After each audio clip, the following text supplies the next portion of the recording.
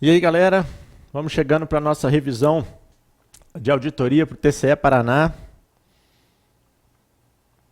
Beleza, tá tudo certo aqui. Então, pessoal, antes só uns recadinhos, tá? Para quem nunca viu uma revisão, né, comigo, o ritmo é intenso, pessoal. Ninguém vai aprender nenhum desses temas agora, tá? É só para vocês lembrarem que isso pode cair. E aqui estão os principais temas que podem cair, aparecer para vocês na prova do CESP, beleza? Então esse é um ponto. O outro ponto, pessoal, agradecer, né? O nosso curso foi muito bem vendido e muito bem avaliado, tá? Tanto o curso de auditoria como os cursos do professor Pacelli e principalmente o nosso curso de discursivas. Pessoal, vou falar de discursivas ao final, tá? Pode cair para vocês a auditoria, porque cai em todos os cargos, né? É a única matéria que aparece em todos os cargos ali. Então tem uma chance boa de aparecer, seja no parecer, seja nas próprias questões, beleza? Então a gente vai falar um pouquinho, mas o curso foi muito legal, né? Teve uma interação boa com o pessoal. E aí aqui vai já uma dica, né? Para quem ainda está com um pouco, não fez o curso ainda, né? E está com um pouco de dúvida, como é que faz, né? O que pode vir, quais os temas geralmente são mais cobrados, pessoal. A partir de hoje, tá? A partir de agora, na verdade, a gente está com uma promoção de 50% de desconto lá no 3D, tá? Em relação às nossas discursivas, beleza? Então é um PDF, eu vou dar mais no final do vídeo, eu passo para vocês com mais detalhes, tá? Mas quem tiver interesse, manda um e-mail para mim, fonte@fonte@3dconcurso.com.br, que eu gero o cupom de desconto 50% sobre o valor base, o valor cheio lá, ok? Um último ponto, pessoal.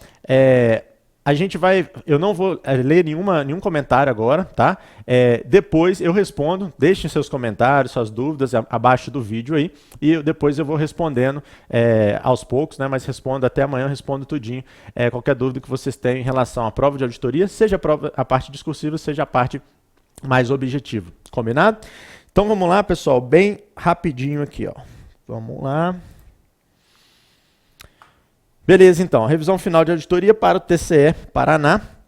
Um outro detalhe, pessoal, que eu esqueci de falar. Esse PDF ele já está disponível lá no meu grupo de estudos, tá? Grupo de estudos no Facebook, é só procurar Grupo de Estudos do Fontinelli, Auditoria para Concursos, tá? Se inscrevam lá e vocês têm acesso ao download desse PDF. Muitas dos slides aqui eu vou passar correndo, tá? Essa é a nossa ideia mesmo. Então depois vocês baixem, dá uma olhada com calma, leiam o material, né? Tenho certeza que muitas das questões, pessoal, que vocês vão encontrar lá no domingo, vão estar neste material, não é nem no curso. No curso vocês vão ter condições de gabaritar, no meu curso tem certeza, tá? Mas no resumão já vai dar uma aliviada aí para vocês, se vocês conseguirem acertar boa parte das questões, beleza? Então, agora sim, pessoal, vamos lá. Auditoria independente, né? Cai também, professor, mas não é só auditoria governamental que cai no TCE Paraná? Com certeza não, pessoal. Cai também a auditoria independente, está lá no comecinho, tá? Então, o objetivo da auditoria independente, a gente tem que lembrar, aumentar o grau de confiança naquelas demonstrações contábeis. E como é que esse auditor consegue fazer isso, pessoal? Por meio de um relatório, por meio da sua opinião sobre se aquelas demonstrações contábeis foram elaboradas naquilo que é relevante em conformidade com a regra do jogo, né, com a estrutura de relatório financeiro aplicável. Então, pessoal, cuidado com essa definição, tá? As bancas adoram e o CESP não é diferente. Em relação a camadas de controle, pessoal, a gente tem controles internos de responsabilidade da própria administração. A auditoria interna tem a responsabilidade de avaliar esses controles internos. Também está dentro da empresa. E a auditoria externa ou auditoria independente que está fora daquela empresa, tá? E opina sobre as demonstrações contábeis.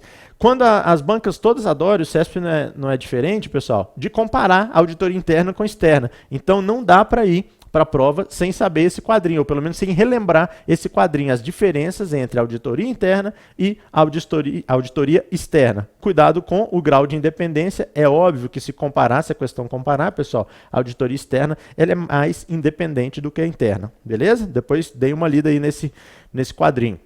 A auditoria interna é uma boa prática, pessoal, que ela esteja ligada ao mais alto nível hierárquico, né? À alta administração, ao conselho de administração, para que ela tenha a autonomia necessária para realizar os seus trabalhos, tá? Qual que é o objetivo dela? Para que ela existe? Auxiliar a administração, tá? No cumprimento dos seus objetivos. Os métodos de trabalho dos auditores internos e dos externos, eles são parecidos, tá? A finalidade, como a gente acabou de ver, não, beleza? Documento principal dos dois é o relatório de auditoria agora, né? Antigamente chamava parecer de auditoria independente, agora já chama relatório também. E o relatório de auditoria interna deve ser imparcial e objetivo. Para quem que eu apresento o meu relatório de auditoria interna, pessoal? Para quem solicitou o trabalho ou a quem este autorizar. Cuidado, a auditoria interna pode ter um relatório parcial, tá bom? Já independente, a gente não tem isso. Auditoria interna exercida nas pessoas jurídicas, de direito público interno e externo e de direito privado. E auditor interno, pessoal, se estiver fazendo uma auditoria contábil, ele precisa também ser bacharel em ciências contábeis registrado no CRC. Para auditoria independente, isso é fato, né, pessoal? Precisa desse requisito. Finalidade da auditoria interna, agregar valor à organização. Se a auditoria interna, pessoal, encontrou algum indício de irregularidade no seu trabalho, tem que informar para a administração, sempre por escrito de maneira reservada. E, cuidado, fraudes e erros não é atribuição principal nem da auditoria interna, nem da auditoria independente, é da administração da empresa. Ok? Em relação aos controles internos, pessoal, figurinha carimbada aí para aparecer também na discursiva, tá? Cuidado com isso. Os controles internos, pessoal, eles podem se dividir em controles internos contábeis e controles internos administrativos, segundo a melhor doutrina.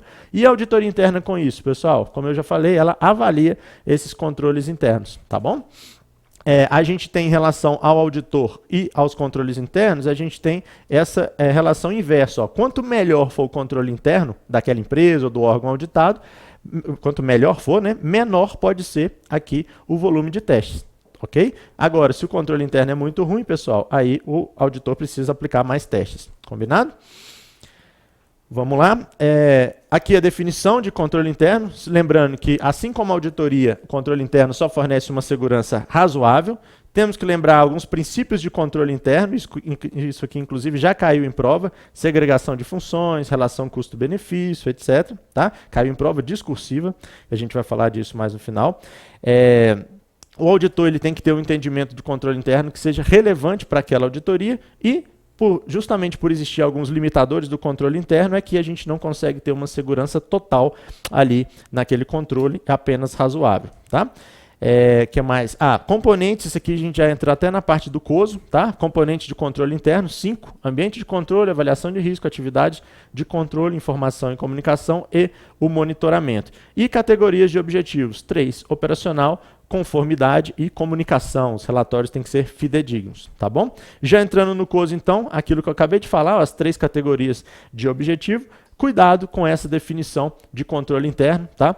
Que é uma definição bastante provável de cair para vocês, já que cobra COSO no edital de vocês. Aqui é o famoso cubo do COSO, pessoal, tá? Quando a gente tem a primeira dimensão, as 3 categorias que eu falei. A segunda dimensão dá a ideia de que os controles internos permeiam todo o órgão, toda a organização, todo o órgão, e aqui os 5 componentes de controle interno que a gente tem que saber, tá? Ambiente de controle é aquele primeiro, né? É a cultura, é o que dá base para os demais componentes. Avaliação de risco, identifica e analisa os riscos relevantes para o atingimento dos objetivos. Atividades de controle, políticas e procedimentos. Informação e comunicação, tem que ser tempestiva, troca de informações fluindo em todos os lados, né, em todos os segmentos, todas as diretorias, secretarias, etc., da organização. E o monitoramento, a gente tem que avaliar, né, a qualidade do desempenho dos controles internos. Não adianta eu ter esses outros 4 se eu não monitorar, beleza? Já o COSO 2, pessoal, ele foca em riscos, beleza? Aí o que ele faz? Ó, aqueles 5 componentes que a gente tinha, ele expande para 8. Tá? Então ele acrescenta fixação de objetivos, identificação de eventos, mantém ali a avaliação de risco e acrescenta resposta a riscos. E em relação à categoria de objetivos, a gente tinha 3, né? Lá no COSO 1. Ele vem e acrescenta o objetivo estratégico. Então a gente já tem 4, beleza? Agora no COSO 2. Governança corporativa, pessoal, a gente tem que lembrar basicamente os princípios, tá? Aqueles 4 do IBGC, né? Instituto Brasileiro de Governança Corporativa, transparência, equidade, prestação de contas e responsabilidade corporativa. Pode vir em inglês, tá? Inclusive o CESP já cobrou isso em inglês. Agora, os princípios de governança no setor público, aí segundo o IFAC a gente tem esses 3, beleza? A transparência, a integridade e o accountability. Auditoria operacional, pessoal, disparado é o que as bancas mais gostam de cobrar para provas de tribunais. Então não tem como partir para a prova no domingo sem saber isso. Auditoria operacional, a gente tem basicamente o exame dos 4 S, que a gente chama, tá? Então economicidade, eficiência, eficácia e efetividade. Lá no Manual de Auditoria Operacional do TCU, pessoal, que é muito cobrado, inclusive em provas para tribunais de contas estaduais, a gente tem essa matriz de insumo-produto, que nada mais é do que falando da relação dessas quatro dimensões, né, ou desses 4 Ezinhos aí. Ciclo de auditoria operacional começa desde a seleção daquele objeto a ser auditado, depois a gente planeja, executa, analisa e faz o relatório preliminar, busca os comentários do gestor, tem a apreciação, né, por parte do próprio tribunal, divulgação a partir daqueles acórdãos e o monitoramento que tem que ser feito em relação às determinações dos tribunais, ok? Matriz de planejamento, cuidado, as bancas gostam disso também, pessoal. Basicamente, a gente tem algumas coluninhas aí, ó. Tem que conter a questão de auditoria, de preferência já com subquestões, as informações, né, necessárias para responder essa questão, onde eu vou achar, né, as fontes de informação dessas informações, os procedimentos que eu vou utilizar para coletar os dados, os procedimentos que eu vou utilizar para analisar aqueles dados coletados, eventuais limitações que podem ocorrer, tá? Naquela auditoria e para que eu estou fazendo isso, né? O que a análise vai permitir dizer, beleza? Em relação a riscos de auditoria, pessoal, a gente tem uma relação inversa entre risco de distorção relevante e risco de detecção. Lembrando que esse risco de distorção relevante é composto, né, pelo risco inerente e risco de controle. Tá? Deixa eu só ver se tem uma equação aqui. Não. E aí a gente tem que lembrar, ó, que o risco de auditoria é igual a risco inerente vezes risco de controle vezes risco de detecção. Tá? Quanto maior for o meu risco de distorção relevante, menor o risco de detecção a ser aceito pelo auditor. Ok? E em relação à relevância e risco de auditoria, também há essa relação inversa. Ó. Quanto maior for a relevância de uma determinada conta, de um determinado processo, maior vai ser o volume de testes que eu vou aplicar. Isso reduz o meu risco de detecção, o que reduz, como a gente viu na equação ali, o meu risco de auditoria. Beleza? Então, a definição de risco de auditoria, vocês têm que saber. A função eu já falei, né? O que é cada um? Risco inerente é quando eu não estou falando ainda de nenhum controle. Risco de controle é quando existe o controle, mas o controle falha, tá? E o risco de detecção é quando os meus procedimentos, do auditor, né, executados, não detectam uma distorção relevante, tá? E essas duas relações inversas eu já falei também. Em relação à amostragem, pessoal, basicamente a gente tem o risco de amostragem que pode afetar a eficácia e os outros dois que podem afetar a eficiência. Quando eu auditor, considero que os controles são mais eficazes do que realmente eles são, isso afeta a minha eficácia, né? A minha opinião ali sobre aqueles controles. Já quando eu não detecto uma distorção relevante, mas ela existe, o que afeta isso também? Afeta a minha eficácia, tá? Vou opinar de forma inadequada. Agora, o contrário afeta a eficiência, né, pessoal? Se eu considero o controle como um controle ruim ou um controle médio, mas ele era bom, eu vou aplicar mais testes, né? Então, isso afeta a minha eficiência. E se eu acho que eu detectei, né, na minha amostra, acho que eu detectei uma distorção relevante, mas na verdade ela não existe, isso também afeta a eficiência daquela minha auditoria, beleza? Porque eu também vou ter que aplicar mais testes. Em relação à amostragem, pessoal, as bancas adoram estratificação, tá? É o item mais cobrado, aí disparado quando se fala de amostragem. Para a estratificação, a gente tem que lembrar que quando o auditor se depara com uma população heterogênea, antes dele fazer a amostragem, ele tem que estratificar em estratos ou subpopulações mais semelhantes, mais homogêneas dentre elas, tá? Depois que eu estratifiquei, aí sim eu coleto, né, eu seleciono ali a minha amostra, tá? E tem que tomar cuidado, porque a inferência que eu vou fazer a partir da minha amostra tem que ser em relação apenas aos estratos, às subpopulações. Se eu quiser levar isso para a minha população inicial, aí eu tenho que combinar os resultados daquele extrato, tá? E para que eu faço uma estratificação, pessoal? Eu faço a estratificação quando eu quero, mantendo o mesmo risco de amostragem, diminuir o número de itens a serem testados. Então, a estratificação me permite selecionar menos itens, testar menos itens, né? Isso melhora a minha eficiência, tá? Mantendo o mesmo nível de risco ali de amostragem, beleza? Em relação a testes de auditoria, pessoal, a gente tem dois grandes grupos. Teste de controle, também chamado de teste de observância, exame de aderência, quando o auditor está preocupado em avaliar os controles internos. Já procedimento substantivo, também chamado de teste substantivo, pessoal, aí o auditor está procurando, né, verificar os valores constantes nos sistemas contábeis quanto à suficiência, exatidão e validade daqueles valores, tá? Em relação a técnicas de auditoria governamental, pessoal, aqui eu estou trazendo a mais cobrada, né, que é a da CGU, beleza? Temos a indagação escrita ou oral, né, basicamente é a entrevista, análise documental, quando o auditor está lá avaliando processos, documentos, etc. Conferência de cálculo, né, quando ele está fazendo realmente, verificando a exatidão matemática ali, daqueles cálculos. Confirmação externa, cuidado com essa aqui, a mais cobrada, tá? Também chamado de circularização, beleza? Exame de registro, quando ele verifica registros constantes nos controles, sistemas, etc. Correlação das informações obtidas, quando há um cotejamento de informações obtidas de fontes independentes dentro da própria organização. Tá? Inspeção física, pessoal, é quando o auditor vai lá verificar se o bem realmente existe, beleza?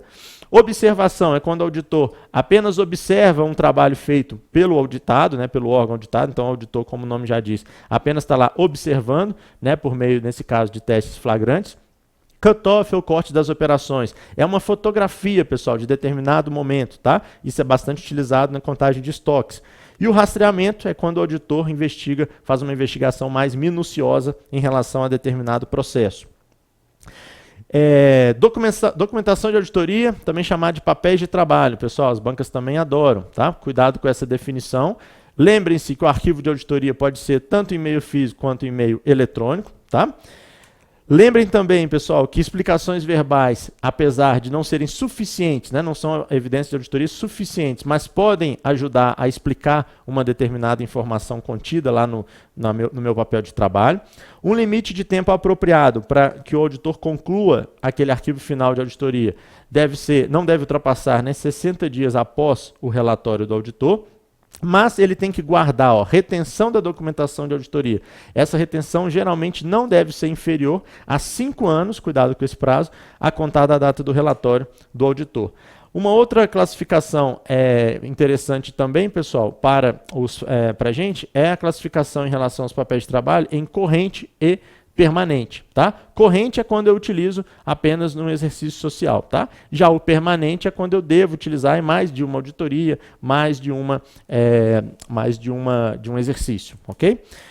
Para as normas aí do TCU, né? Mas aí já foge um pouco do que a gente, apesar de poder cair, mas já foge um pouco de vocês. O transitório, tá? A gente só mudar, né? Corrente por transitório. Então, para a classificação do TCU é transitório e permanente. Para todas as outras, corrente e permanente, tá? Papéis de trabalho devem ter abrangência e grau de detalhamento suficiente para propiciar o entendimento e o suporte daquela atividade. Matriz de achados. Cuidado, pessoal, vai cair uma questão sobre achados de auditoria, isso é fato, beleza? Aqui a gente tem a matriz, que é basicamente a explicação do achado. Situação encontrada, é aquilo que o auditor verificou. O critério, que é a base de comparação dele, tá? Quando a gente tem critério comparado com situação encontrada, quando há uma discrepância entre os dois, a gente tem um achado, que pode ser positivo ou negativo. Outra coluna da matriz, evidências e análises, né, que vão suportar esse achado, as causas, né, desse achado, o que está gerando esse achado, os efeitos, a consequência, né, desse achado, boas práticas se forem encontradas pelo auditor, recomendações e determinações que aquele auditor está querendo fazer a partir dos achados que ele encontrou e os benefícios esperados. Se o órgão ou a entidade implementar essas recomendações, essas determinações, o que vai gerar de benefício, ok? Já a matriz de responsabilização, pessoal, vai ser o documento que permite verificar a responsabilidade do gestor em relação ali àquele achado, tá? Tem que ter o nexo de causalidade entre a conduta do gestor e o achado ali de auditoria, tá? Aqui, então, a definição de achado de auditoria, lembrando que o achado pode ser negativo e positivo, tá? A matriz de achados, ela subsidia o relatório de auditoria. Quanto melhor for a matriz de achado, melhor vai ser possivelmente aquele relatório, tá? E a matriz de responsabilização a gente falou. Em relação à prestação de contas, pessoal, dois conceitos importantes: processo de contas e relatório de gestão. Relatório de gestão é a forma como os órgãos prestam contas, tá? Já o processo de contas é o processo de trabalho do controle externo, né? Quando ele vai julgar, a partir deste relatório de gestão, dentre outros, ele vai julgar a gestão ali daqueles administradores, ok? Então, processo de contas e relatório de gestão a gente já falou. Contas ordinárias é aquela referente a um exercício financeiro determinado, mas podem haver aquelas contas ou prestação de contas extraordinárias. É o caso, por exemplo, de uma desestatização, uma extinção de algum órgão, alguma coisa nesse sentido. Tá? Rol de responsáveis, dirigente máximo e nível de hierarquia, né, e cargo de direção no nível de hierarquia imediatamente inferior e membro de órgão colegiado. Os relatórios de gestão e os processos de contas constituídos podem ser individual, consolidado e agregado. Prazo para que o gestor guarde aquela documentação, pessoal, aquela que foi base, né, que embasou o seu relatório de gestão. 10 anos para aquelas unidades que não terão suas contas julgadas, 10 anos a partir da data de entrega do relatório de gestão. Ou 5 anos a partir do julgamento das contas, para aquelas unidades que tiveram suas contas julgadas. Tá? INTOSAI, pessoal, basicamente a gente tem 3 grandes documentos, né? A Declaração de Lima, que é considerada a carta magna ali da INTOSAI, o Código de Ética e os padrões ou normas ali de auditoria. O Código de Ética a gente tem que lembrar, bem parecido com o Código de Ética tanto do IA como das próprias auditorias independentes, tá? Integridade, independência, objetividade e imparcialidade, o segredo profissional, que nada mais é do que a confidencialidade, e a competência que aquele auditor ali tem que ter. Ok? Auditoria interna, pessoal, para a gente passar para o mais importante, que são as NAGs. A auditoria interna, também chamada aí esse documento de Red Book, tá? Traz a definição de auditoria interna, normas internacionais, né? Definição de auditoria interna como sendo uma atividade independente que faz tanto avaliação, mas também faz consultoria. Essa é uma diferença da norma brasileira, ok? E já o Código de Ética, os princípios éticos, né, do auditor interno, nas normas internacionais, também integridade, objetividade, aqui vem com o nome confidencialidade, né, também mesma coisa lá do segredo profissional, e competência, ok? Tem 2 tipos de normas de atributos, mais características ali das organizações e dos indivíduos, e as normas de desempenho, aí foca mesmo na atividade de auditoria, ok? Pessoal, até agora então a gente viu praticamente todos os itens, com exceção da resolução 43, tá? Que é aí sim uma resolução específica do Tribunal de Contas do Estado do Paraná. Em relação a essa norma, pessoal, aí se vocês ainda tiverem tempo, né, e quem comprou o meu curso, dá uma olhada tanto no vídeo como no PDF que eu postei para vocês na última aula, tá? Tem boas chances das questões concentrarem nesse manual, tá? E algumas coisas desse manual, né, dessas NAGs, elas acabam sendo um pouquinho diferente do resto, ok? Então vamos lá, pessoal, resolução 43 lá de 2013, que aprovou as NAGs, né, as normas de auditoria governamental do TCE Paraná. Basicamente são 4 NAGs, né?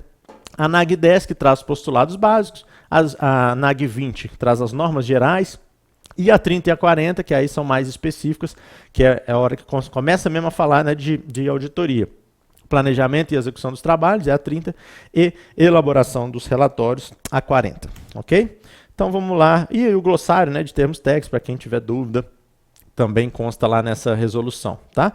Postulados básicos, pessoal, basicamente serve para os auditores formar suas opiniões e elaborar ali os seus relatórios, né? São premissas coerentes, princípios lógicos, requisitos ali para o auditor exercer bem o seu trabalho, tá? Então constituem os critérios ou a medida para avaliar a qualidade daqueles trabalhos. Aplicação do critério em relação ao julgamento. Pessoal, o TCE deve aplicar o seu critério de julgamento para as diversas situações, né, que se apresentem ali no curso, e qualquer outra norma, pessoal, isso é importante, ó. Isso aqui inclusive caiu na TCE Paraná, TCE Pará, se não me engano, uma questão bem parecida com isso. Qualquer outra norma de auditoria alheia às do TCE Paraná não pode ser recepcionada, nem ser de obrigação compulsória, nem para o TCE, nem para os seus auditores. Então, o que vale são essas normas que a gente vai ver agora, ok? Obrigação de prestar contas, isso está lá na Constituição, né, pessoal? Tanto na Constituição Federal e, no nosso caso mais específico, a Constituição do Estado do Paraná, né? Prestará contas qualquer pessoa física ou jurídica, etc, etc. Quem estuda para tribunais já está cansado desse parágrafo, né? Obrigação de prestar contas de todos aí. Cuidado, pessoal, auditoria integrada, aí já é uma nomenclatura, já é algo específico, né, para essa NAG, tá? Auditoria integrada, segundo o TCE Paraná, é quando a gente faz auditoria de regularidade e operacional em conjunto, simultaneamente, tá? Então, cuidado com isso aí. Em relação... Travou? Beleza. Em relação aos tipos de auditoria, pessoal, isso aqui também é fato que vai cair, tá? Basicamente, a gente tem a auditoria de regularidade, que se divide em contábil e financeira, e conformidade ou de cumprimento, tá? E aqui, pessoal, um ponto bem importante, ó. Para as NAG do Tribunal de Contas do Estado do Paraná, operacional e de gestão são iguais, tá? No TCU não é assim, então quem estuda para o TCU, cuidado. No TCE Paraná, operacional ou de gestão, sinônimo. Se divide em desempenho operacional e avaliação de programas, ok? Cuidado, muito cuidado com isso. Em relação aos controles, pessoal, o único controle obrigatório é o controle a posteriori, ou controle posterior, tá? E ao seu juízo, o TCE Paraná pode fazer o controle concomitante e ou preventivo. Agora, posterior, ele é obrigado a fazer, ok? Vamos lá. Em relação agora às NAG, em relação às NAG 20, pessoal, ela trata agora das normas gerais, né? Trata das políticas e dos procedimentos ali que devem ser observados pelos auditores. Em relação à contratação e efetivação de auditores qualificados, pessoal, aquele auditor que é considerado apto no estágio probatório, pessoal, ele vai ser submetido à avaliação de desempenho para que seja também estável. E essa avaliação, 2 etapas, a cada 6 meses. Então, depois dos 2 anos para o estágio probatório, mais 1 ano, né? 2 etapas de 6 meses durante aquele 3º ano, para que aí sim ele vai se tornar estável, tá? Os seguintes indicadores vão ser levados em conta. Idoneidade moral, se o carinha está indo ou não, né, pessoal? Trabalhar, disciplina, pontualidade, qualidade daquele trabalho, produtividade e prestatividade, beleza? Ainda dentro das NAG 20, pessoal, a gente tem a possibilidade, né, de se utilizar especialistas tanto externos quanto internos. Isso é uma característica de qualquer tipo de auditoria, tá? Então isso não é muito, não é novidade, não. Agora, esse trabalho do especialista, pessoal, fica limitado ao escopo que o próprio auditor do TCE, tá? Ele define ali para aqueles trabalhos, ok? Então isso é importante. Já a NAG 30, pessoal, que aí começa a entrar mesmo na execução de um trabalho, né? No planejamento e execução daqueles trabalhos ali de auditoria dentro do TCE, esse propósito é estabelecer os critérios que o auditor tem que observar para fazer aquela auditoria, tá? Então aí a parte grande da norma, inclusive, é a NAG 30, tá? Que vai falar desse planejamento e da execução. Em relação ao planejamento institucional daquelas auditorias, pessoal, a previsão dessas auditorias de qualquer natureza, tá? A serem realizadas lá pelo TCE Paraná durante um ou diversos anos, tá? Vão estar onde, pessoal? No plano anual de fiscalização, tá? E em consonância com o planejamento, obviamente, né, o planejamento estratégico do próprio tribunal, tá? Tem que seguir aí uma lógica, não é cada um faz o que quer, né? Isso é bem razoável também. O planejamento agora das auditorias deve conter porquê, né? Justificativa das seleções realizadas, por que eu estou auditando determinado programa, determinado objeto, tá? Apoiando-se em modelo que inclua método de seleção, hierarquização e priorização, basicamente fundamentado em 4 pontos. Se é relevante, se é material, qual que é o risco e a oportunidade daquela avaliação, daquela auditoria, tá? Isso está lá no plano anual de fiscalização, beleza? Em relação à proposição das auditorias, pessoal, o auditor tem que definir o objetivo e o escopo preliminar, bem como estimar quanto que vai gastar, né, e quanto que vai durar aquela auditoria.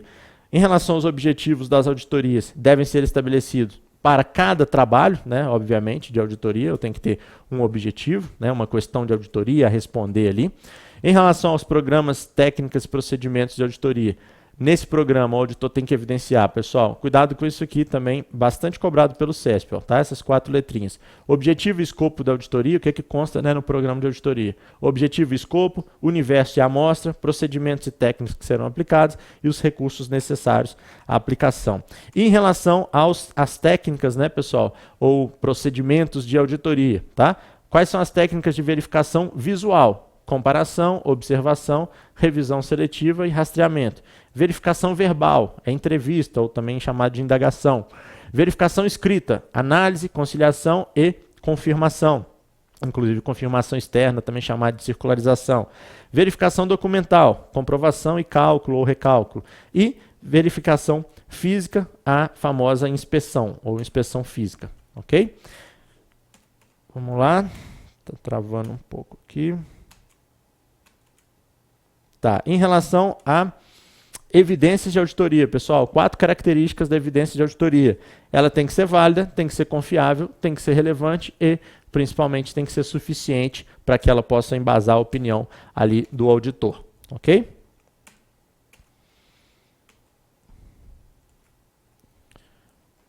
Vamos lá, só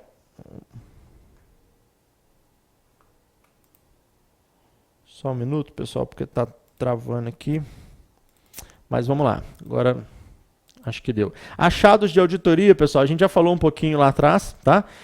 Basicamente é a mesma coisa, tá? A gente tem que lembrar como é que funciona, o que é um achado, né? São 4 atributos: a situação que o auditor encontra, o critério, né? O que ele vai comparar essa situação encontrada, a que ele vai comparar essa situação encontrada, a causa, o que está gerando esse achado e o que esse achado gera, o efeito também chamado de consequência, tá?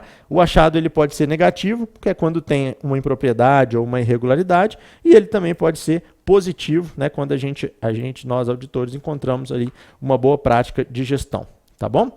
Relatório de auditoria, pessoal, é o grande finale aí, né? O produto final do trabalho do auditor, onde são apresentados os comentários sobre aqueles achados, as conclusões, recomendações e ou determinações, né, se for o caso.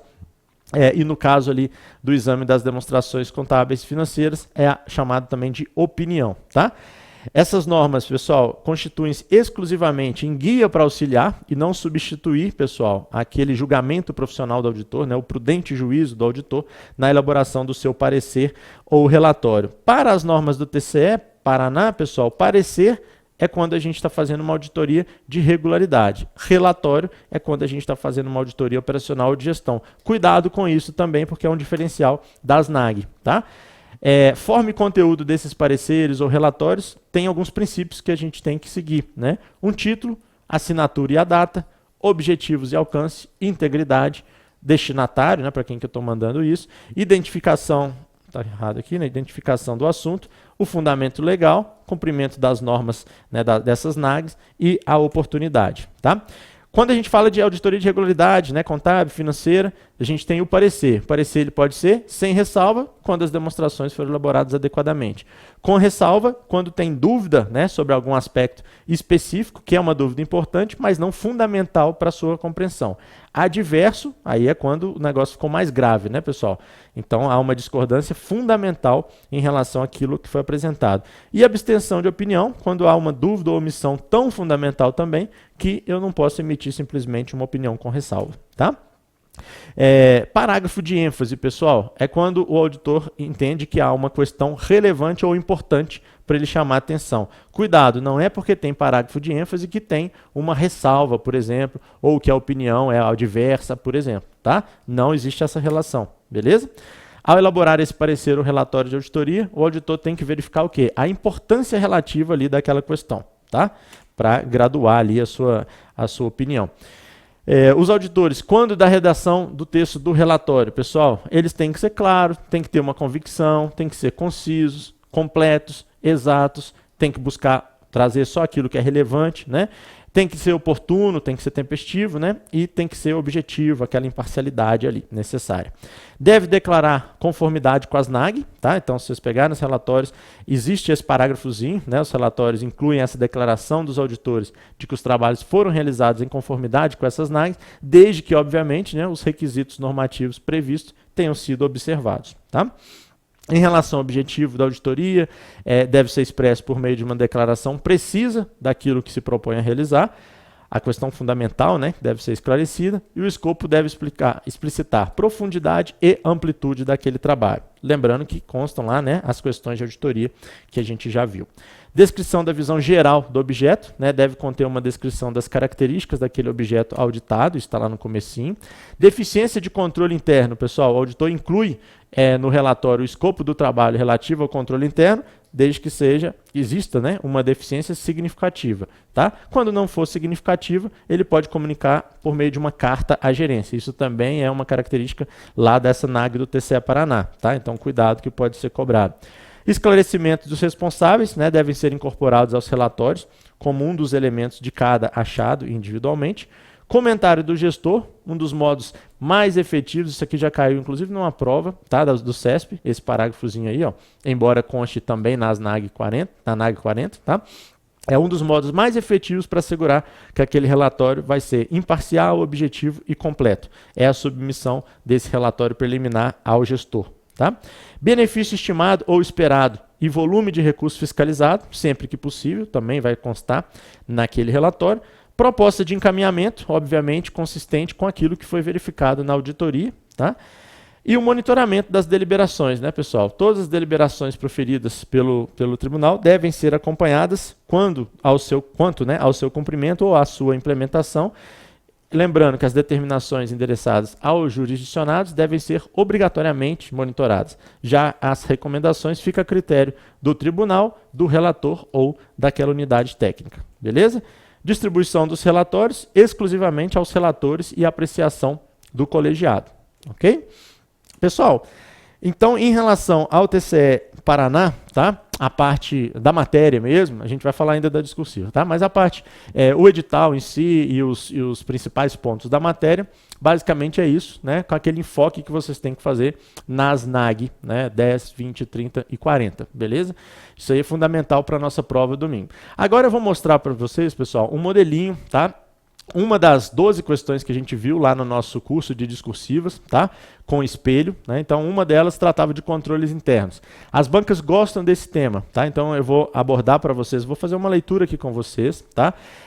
Isso, pessoal, essa parte, ela não está disponibilizada, tá? Porque seria injusto com quem comprou, né, o curso, mas vocês vão conseguir ter uma noção aqui do que pode esperar para vocês na prova, tá? E lembrando, quem ainda quiser ver, quiser dar uma olhada nos 12 temas, né, tá com 50% de desconto a partir de hoje, só me mandar o cupom fonte@3dconcurso.com, mandar um e-mail, né? fonte@3dconcurso.com.br, que eu envio o cupom para vocês. Qualquer curso discursivo, não é só o meu não, inclusive o meu e do Pacelli tem lá também, beleza?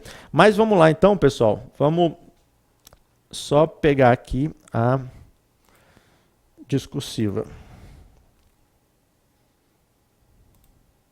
Beleza, olha só. Então aqui era o tema 9, né? Foram 10 temas e 2 propostas com espelho lá da nossa aula, tá? Tema de controles internos. Deixa eu aumentar aqui para ficar mais fácil para vocês, ó. Essa era a questão, tá? É uma questão que caiu no TCU, mas que eu adaptei um pouquinho. A segregação de funções faz parte de um conjunto de atividades de controle consideradas relevantes para uma auditoria das demonstrações.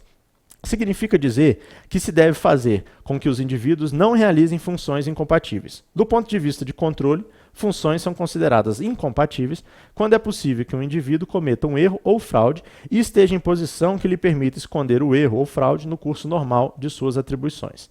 Considerando que o texto acima tem caráter unicamente motivador, redige um parecer de auditoria cujo objetivo era avaliar o controle interno sobre os aspectos relacionados à segregação de funções da empresa pública Volpassar S.A., considerando ainda que tenham sido feitas as seguintes verificações relevantes a respeito da mencionada entidade. Um dos responsáveis por recebimento de caixa está também autorizado a aprovar abatimentos em contas de clientes e a registrar devoluções de vendas.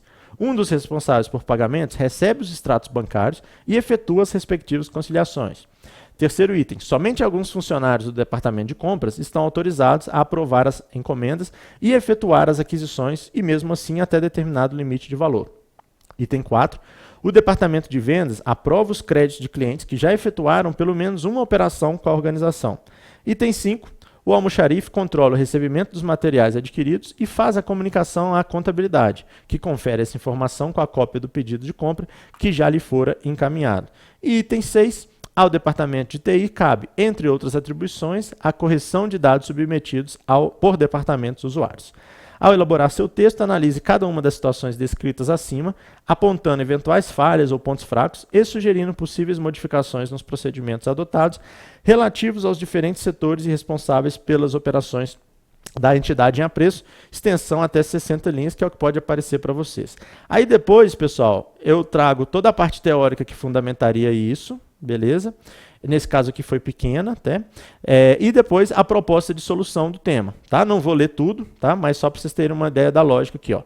Trata-se de relatório acerca dos sistemas de controles internos da organização Volpassar S.A., com ênfase nos aspectos relacionados à segregação de funções dos indivíduos que atuam nas áreas operacionais. Verificar-se-á a adequação dos procedimentos estabelecidos com vistas ao aprimoramento e aumento da efetividade do controle interno. Depois, pessoal, cada parágrafo vem um daqueles itens sendo analisado. Tá? Vou ler só o primeiro aqui. Ó. Detectou-se que o responsável pelos recebimentos de caixa está também autorizado a aprovar abatimentos em contas de clientes e a registrar devoluções de vendas realizadas. O mecanismo é falho na medida em que favorece a ocorrência de fraudes.